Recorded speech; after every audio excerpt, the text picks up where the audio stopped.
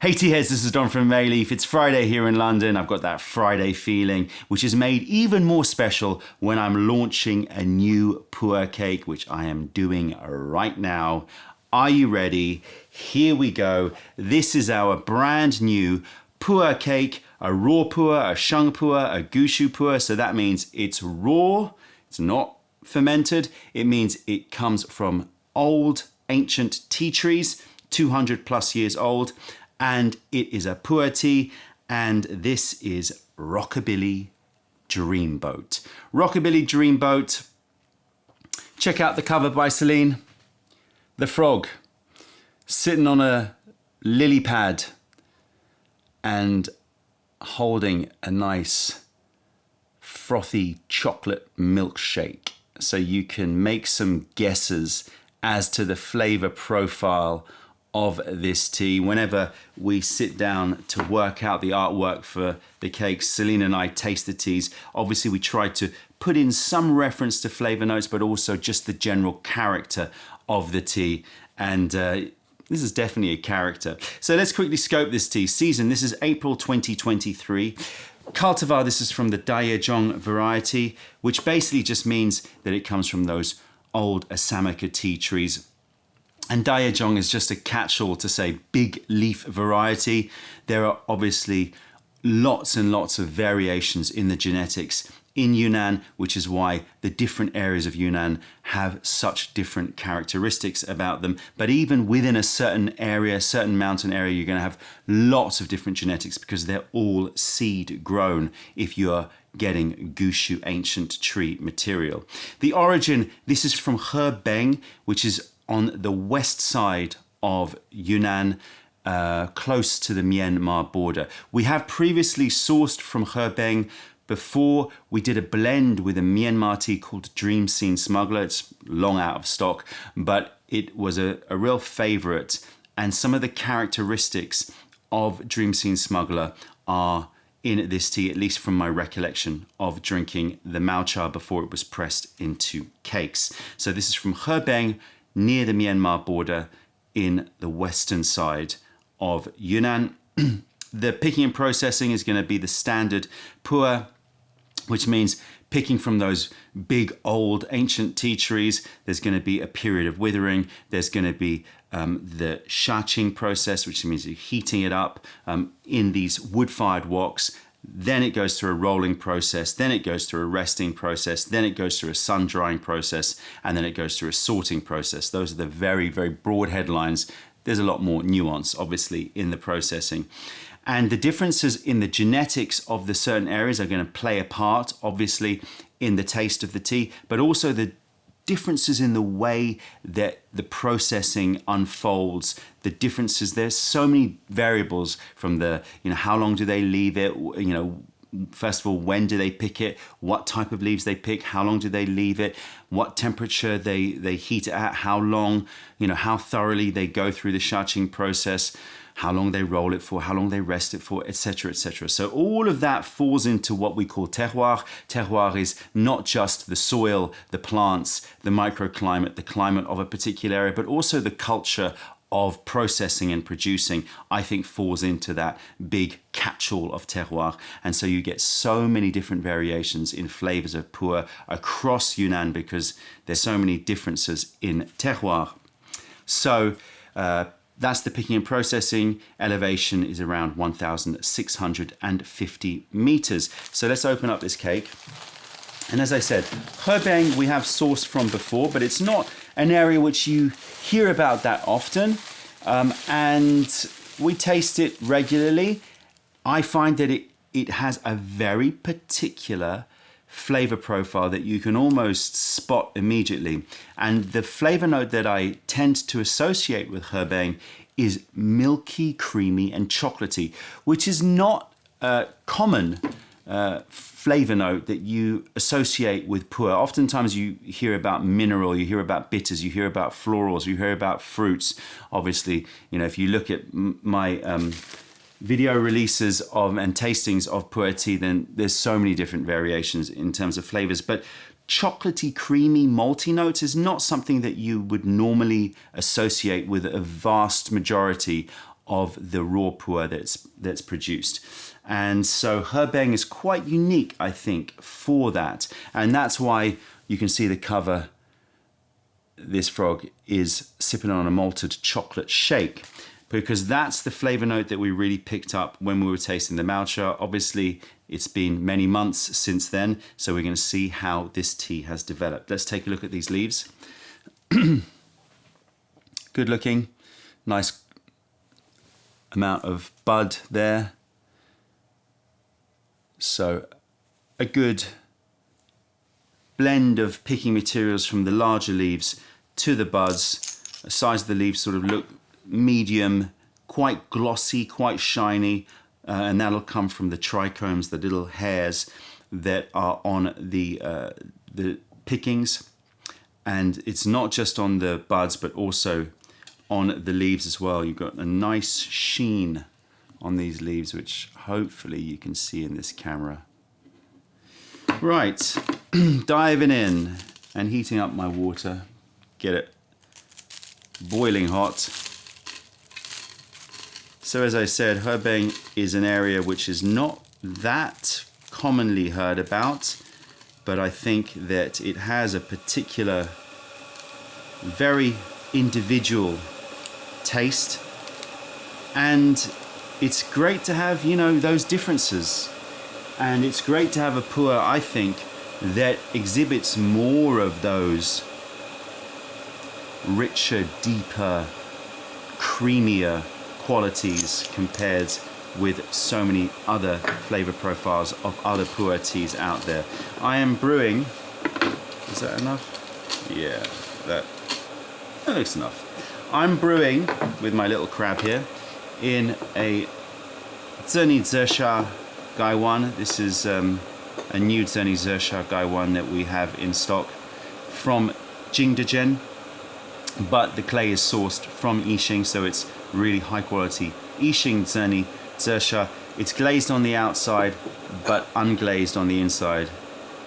You can see here, this is unglazed, so it allows the clay to really affect the tea, which is obviously one of the main advantages of brewing in Zerni. I will of course taste this tea in porcelain, and you can see the tasting notes that I will put. Ooh, I need to heat this up, don't I?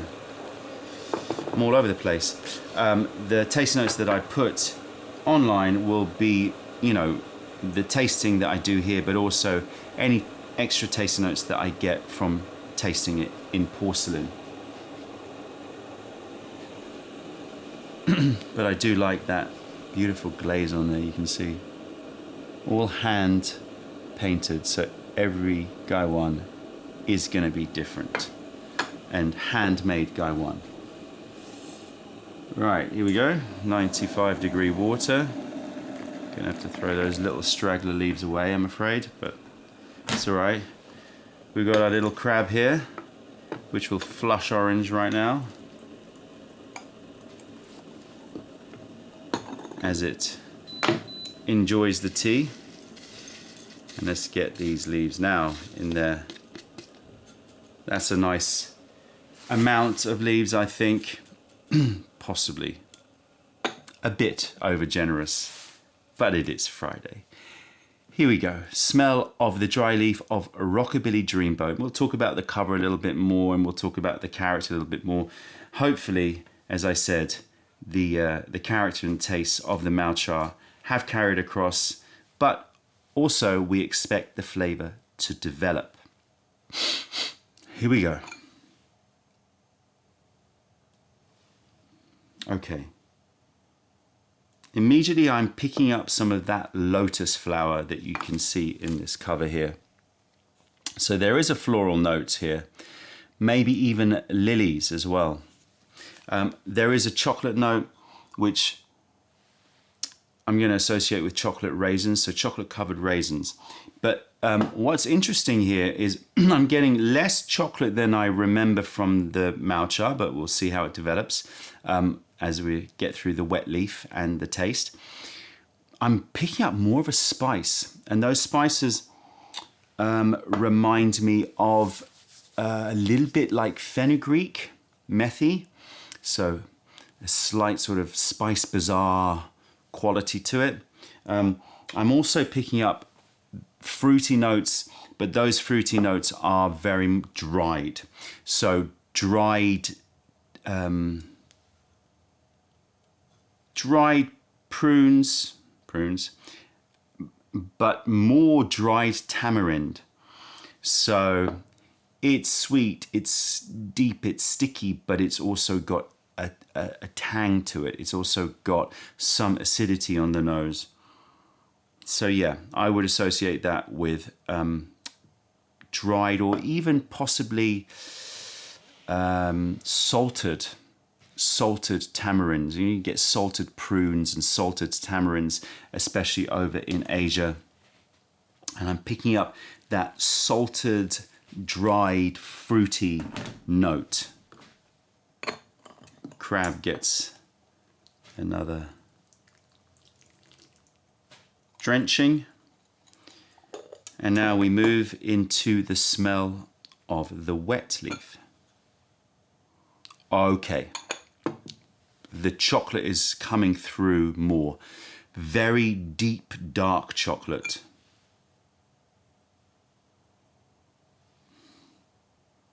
Oh, it's a very complicated nose, I have to say. It's something that's different from your average PuErh. Again, lots of dried fruits. Moving in towards the herbal, dried hawthorn, dried white mulberry fruit. The fenugreek's there, the lily is there, the lotus flower is there.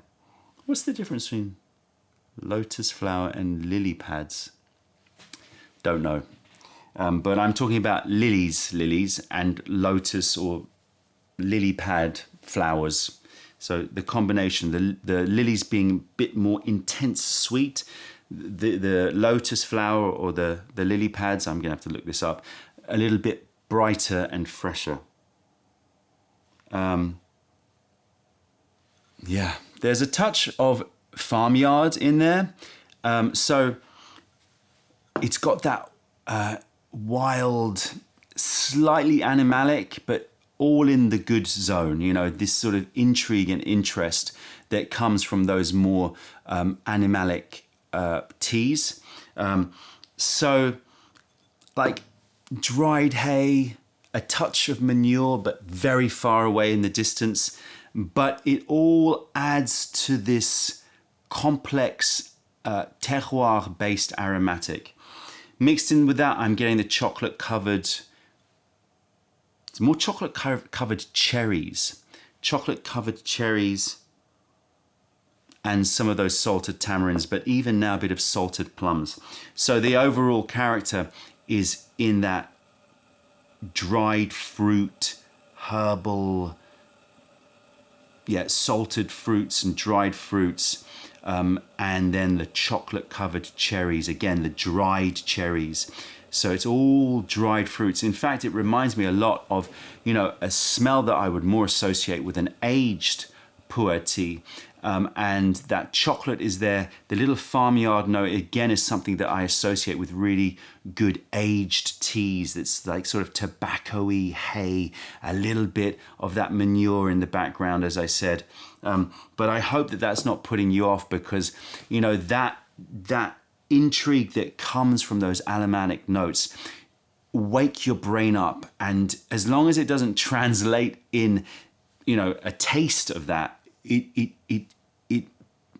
it creates this heightened experience, I think, when you drink these teas. Okay, here we go.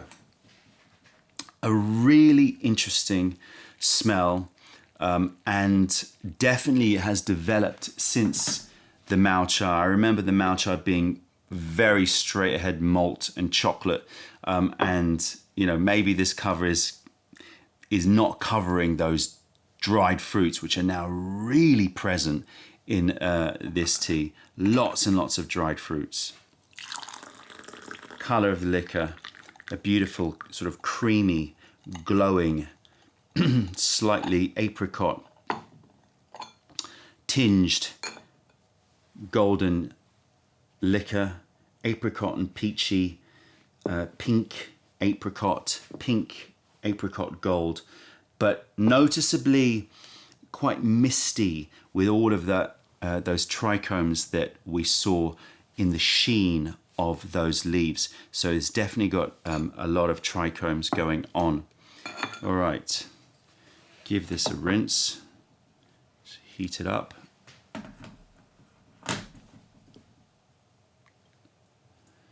And pour myself a cup. Okay, Rockabilly Dreamboat. Cheers to one and all. Oh yeah, okay, thick and oily. And I will, as I said, taste it in porcelain just to check whether or not the thickness is being contributed heavily by the Zerni. But this is definitely thick, soft, oily. Got a lovely mouthfeel. But the oh yeah that I said when I tasted it was the taste. Chocolate is coming through. Chocolate covered cherries, I think, is the best, but you could throw chocolate covered prunes, chocolate covered raisins, chocolate covered dried fruit.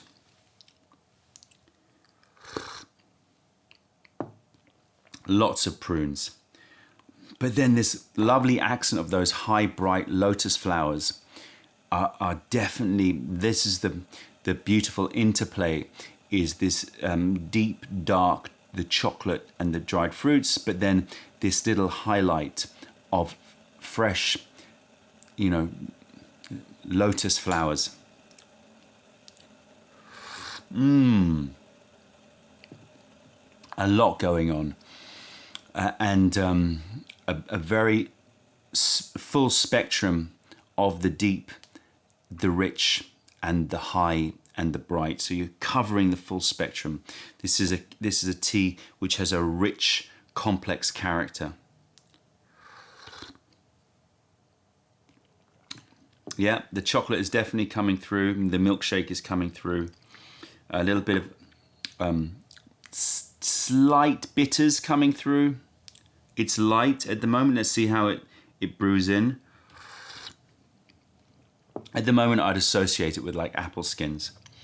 So, apple skins, lotus flowers, fresher, chocolate-covered raisins, chocolate-covered cherries, prunes, a little bit of malt. The malted chocolate milkshake is there. It's less than from my memory of the Malcha, but it's still there. So the cover still applies. If I was to rethink this, I might, I don't know, put some chocolate-covered dried fruits somehow in the cover.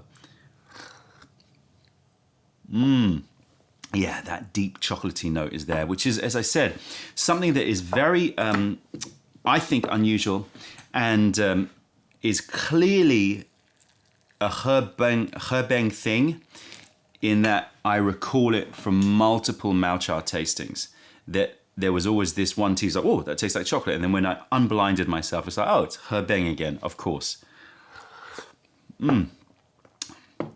That was an excellent first infusion. Bustling with flavor, which will only get stronger. I'm intrigued to see how this tea brews out, or brews in, as the water moves into those leaves and starts to extract more of the inner leaf material. You can see texture on here. Got a good bubble going on, and that bubble ain't going anywhere. Okay, cheers everybody.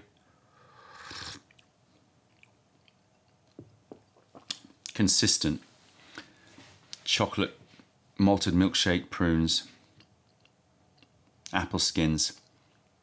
This bitterness is beautiful. I can feel like it's very subtle, but I think that, I mean, that's a lot of leaf that I've got here. I think that as we brew into this, I think that we're gonna get some really lovely bitters developing on this tea, which is also gonna potentially mean that it's got a stronger body feel to it as well. Yeah, And it's different. It's very different from a lot of the bitters that you would normally get with PuErh, because of that association that that we have with the chocolate. So it reminds me of bitter chocolate, a dark chocolate. So it's got that, I don't know what contributes. Is it theobromine or something like that? But it's that cacao bitter quality. It's light at the moment. I'm going to intentionally brew harder to try to see if I can bring that out a little bit more in the next infusion. Carob. A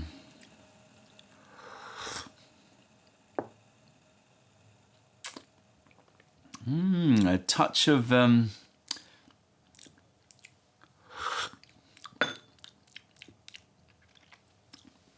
I said hawthorn before, those mulberries there. A little touch of, it's not quite cinnamon, maybe it's like a light cassia in there. So there's a woodsy herbal note, which is sweet. I think cinnamon is too specific a note. I'll see if I can get something better. Apple skins are there. A little light elderflower note is coming through as well.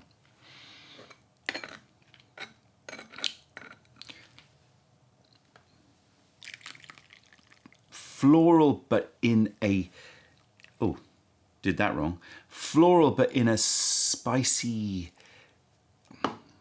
little bit woodsy way. Okay. Apologies, everybody, as I slurp. A very, very hot tea. Why did I not just drink what was in the Gong Dave? I'm getting ahead of myself. Bitterness is the same, so I should have brewed it a little bit longer to try to get it out, but I would also associate it with a tonic water. So imagine you have an elderflower tonic water, which I know exists, but maybe the elderflower is dialed down a bit, so it's not so strong in the elderflower.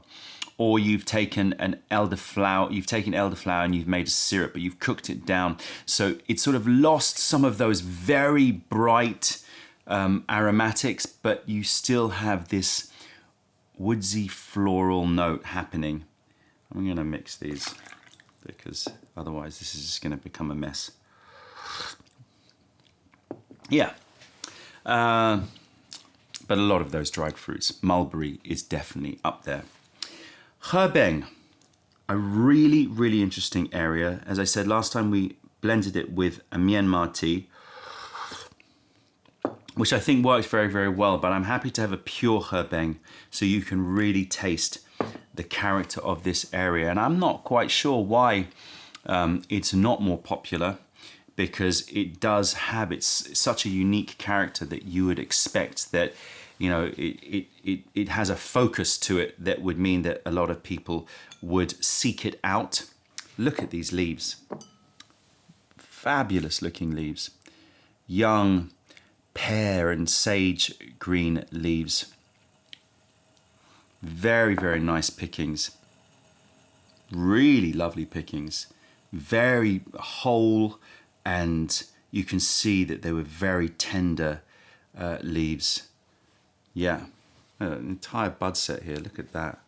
You can see how tender the pickings are. Normally with Sheng PuErh, you would not see pickings as delicate as that. So very, very small pickings actually, and it's surprising because it didn't look that way necessarily on the cake, although, you know, the level of sheen on it showed me that they were young or early spring pickings, but that is something else. And that might be what's contributing to this lovely little tonic water bitters that's coming through. And I'm feeling that this is going to be quite strong. Not just because of the bitters, but now looking at those leaves, those pickings, those are young pickings. It's going to have a lot of energy about them because the younger the picking, the more it needs to protect itself from insect bites. And so you're going to have an extra boost of caffeine, but of course all of the other mad myriad of compounds and chemicals that exist in those old ancient PuErh trees will also contribute to all sorts of other effects on the body. Yes, 200-year-old tea trees. Right, I'm going to drink through and I want to see what this effect is. So I'll be back after about 3 or 4 more infusions. I'm brewing up infusion number 7 here. And before I get into the body sensation, which you're definitely going to want to know about, let's quickly have a sniff of this empty Gong d'Abeille, which is brimming with toffee, dark toffee, and again, dried black cherries. And the finish in the mouth is also got some fruits to it, but I would say more fresh, so it's got lotus flower and some longan is what I've been picking up. So sweet, cooling, very cooling in fact, and fruity with those longans and fresh with those lotus flowers. So it leaves the mouth with this glorious, lovely, fresh, fruity note, which actually is very different from the flavor profile, which still has that deeper dried fruit and chocolate going on. Right, body sensation. This is a little bit of a creeper because it wasn't until about infusion 5 that it started to really rise up, and it came slowly, but I can tell you now that I feel that this is going to be a very, very potent tea for a lot of people. It's a creeper, but it's high, it's bright, it's energetic, and it's slightly dizzying. It definitely sort of puts a little bit of the little Tweety bird stars around your head. It's got this sort of slightly dizzying feeling about it, which is lovely, but maybe not something you would want to drink first thing in the morning. So be warned. Flavor is very, very consistent. I'm getting the chocolate, I'm getting the dried fruit, I'm getting the fresh lotus flowers, I'm getting the little tonic water bitters, slight cacao or tonic water bitters, but it's very, very consistent, and it is delicious, and it is very, very unique. I really can't associate Hebeng area with any other area of PuErh. So I highly recommend, if you want to explore through the different village areas of Yunnan, that you don't miss trying a Hebeng tea. Bit more mineral, as you'd expect, but the minerality is, again, different. A little bit like, I want to say slightly volcanic in its quality. So, Hebeng, an area that I have not personally visited myself, but has clearly got a very interesting terroir, not just in terms of its genetics, but also in terms of its picking profile, which is very, very tender and young, and its processing to make a very, very particular tea type. The Rockabilly Dreamboat, the reason why we called it Rockabilly Dreamboat was because I associate those sort of malted chocolate milkshakes with that era, the Rockabilly era, those sort of diners in America, and the sort of the terminology that was used around, oh, he's such a dreamboat, it sort of like worked, Rockabilly Dreamboat. Also, in sitting on that lily pad works with that dreamboat terminology as well. So the Rockabilly Dreamboat, feeling that dizzying high, it is definitely one to launch me into the weekend. That's it, tea heads. Check out other videos, taste our teas wherever you are in the world by browsing mayleaf.com, and come visit us if you're ever in London. Other than that, I'm Don from Mayleaf. Thank you for being part of the revelation of true tea. Stay away from those tea bags. Keep drinking the good stuff and spread the word, because nobody deserves bad tea. Bye.